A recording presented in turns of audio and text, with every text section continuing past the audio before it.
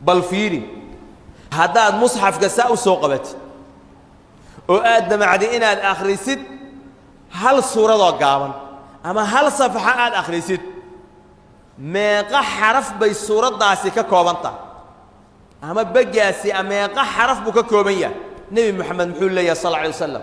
من قرأ حرفا من كتاب الله فله به حسنة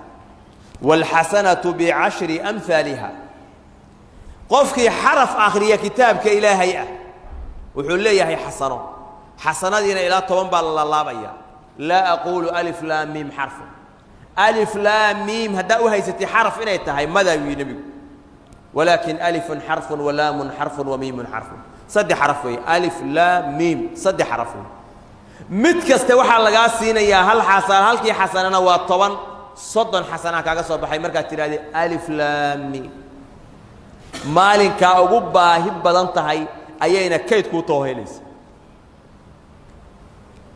adduunyada hadaad damacdiina wax kaydisid waxaad ku qasban tahay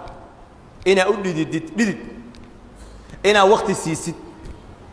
inaad meel kasta u gashid inaad baleen u dajisid oo maskaxda ka shaqaysid inaad ilaalisid oo ka ilaalisid wixii aad ka sabtay inay khasaaro ku timaado inaad sanad walba naxsanto oo isleedahay ama faa'iidadu isdhintaa haddii lafuhu isdhibaan dad baaba waalanaya iska badaa faa'iidadii baa dad ku waalanaya hadday isdhinto oo qofkii arkaysa asagoo khushuucsan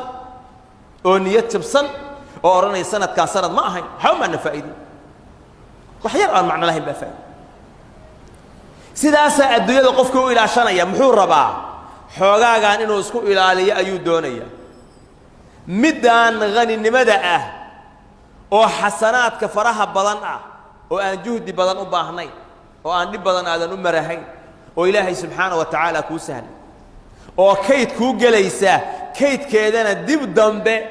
inaad xaras iyo waardiye u yeeshadaan kaaga baahnayn inaad ilaalisid aan kaaga baahnayn